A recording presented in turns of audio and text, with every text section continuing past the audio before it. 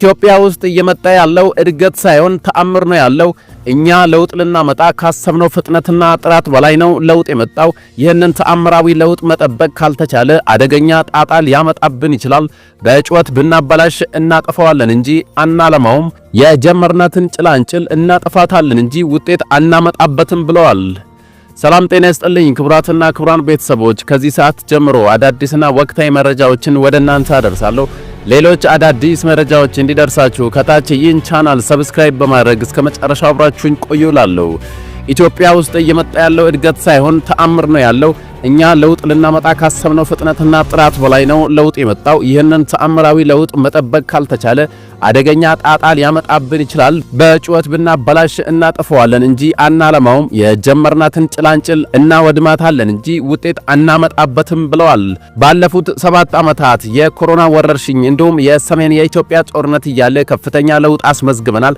አሁንም በዚህ ዓመት ከፍተኛ የሆነ ኤክስፖርት መደረጉን ተከትሎ ከ5 እና 10 ዓመት በኋላ የኢትዮጵያ መከራ ያበቃል በማለት ተናግሯል።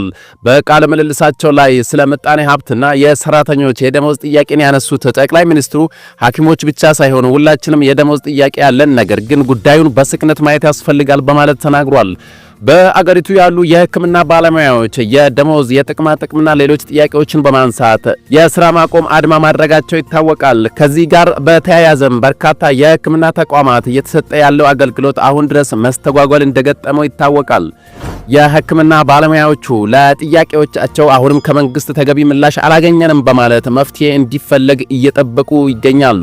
ጠቅላይ ሚኒስትሩ በኢትዮጵያ ውስጥ ያለውን እድገት አንስተው በተናገሩበት ወቅት ካሰብነው ፍጥነት በላይ እያደገን ነው፣ የዋጋ ግሽበት ለመግታት እየተሰራ ነው፣ ኢትዮጵያ ውስጥ ለውጥ ሳይሆን እኛ ለውጥ ልናመጣ ካሰብነው ፍጥነትና ጥራት በላይ ነው ለውጥ የመጣው ያሉት ጠቅላይ ሚኒስትሩ ይህንን መጠበቅ ካልተቻለ አደገኛ ጣጣ ሊያመጣብን ይችላል ሲሉ አስጠንቅቋል። እውነቱን ለመናገር የኢትዮጵያ ሕዝብ አይኑ እንዲገለጥ ልቦናው እንዲከፈት ያገኘውን መልካም እድል ያገኘውን የተከፈተ ብርሃን በማስተዋል እንዲጠቀምበት ከከፍተኛ ማሳሰቢያም ጭምር ነው አሁን የማነሳውን ሐሳብ የማነሳው ብለዋል። ጠቅላይ ሚኒስትሩ በቃለ ምልልሳቸው ላይ ሚራክል ላሉት እድገት ማሳያዎችን የጠቀሱ ሲሆን ከ1984 ዓ.ም እስከ 1998 ዓ.ም ባሉት 15 ዓመታት ውስጥ ወደ ውጪ ከተላኩ ምርቶች የተገኘው ገቢ 7.5 ቢሊዮን ዶላር ብቻ ነበር ብለዋል። ዘንድሮ በአንድ ዓመት 8 ቢሊዮን ዶላር ገደማ ከኤክስፖርት ኢትዮጵያ ታገኛለች። በአንድ ዓመት 8 ቢሊዮን ዶላር የምታገኝ ሀገር 15 ዓመት ሙሉ ምን ትሰራ ነበር ብሎ መጠየቅ ያስፈልጋል ሲሉ ተናግሯል። ባለፈው ዓመት የውጭ ምንዛሪ ተመን በገበያ እንዲወሰን ከተደረገ በኋላ የአገሪቱ ገንዘብ የመግዛት አቅም በከፍተኛ ሁኔታ የተዳከመ ሲሆን ይህም በገበያ ላይ የምርት ዋጋ ከፍተኛ ጭማሪ ማስከተሉ ሲነገር ቆይቷል። ከዚህ ውሳኔ በኋላ ወደ 54 ብር ገደማ የነበረው የ1 ዶላር የምንዛሬ ዋጋ በአሁኑ ወቅት በይፋዊ ገበያ ወደ 130 ብር ከፍ ያለ ሲሆን በጥቁር ገበያ ደግሞ ወደ 150 በላይ መድረሱ ይነገራል።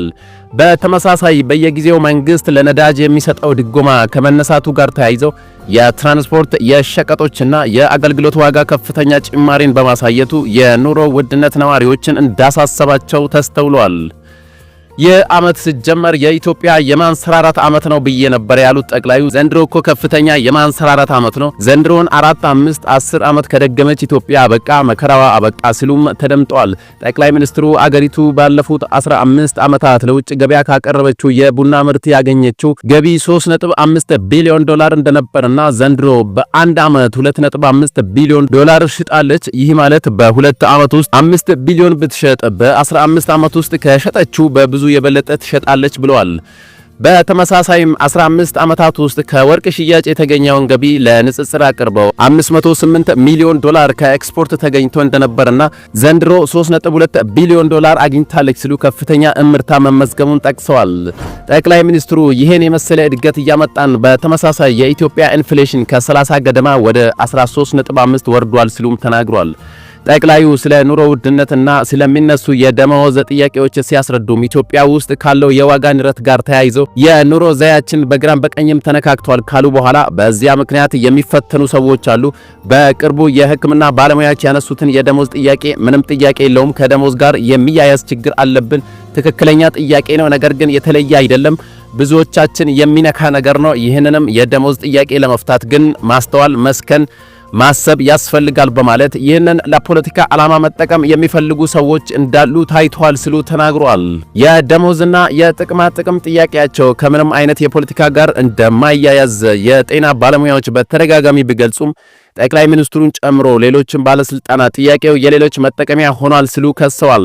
ከዚሁ ጋር ተያይዞ ባለፉት ሳምንታት በርካታ የጤና ባለሙያዎች በጸጥታ ኃይሎች ቁጥጥር ስር መዋላቸው ሲዘገብ የነበረ ሲሆን የፌደራል ፖሊስም ወደ 50 የሚጠጉ የጤና ባለሙያዎች ትርምስ እንዲፈጠር ከሚሰሩ ኃይሎች ጋር ያበሩ በሚል መያዙን አስታውቋል።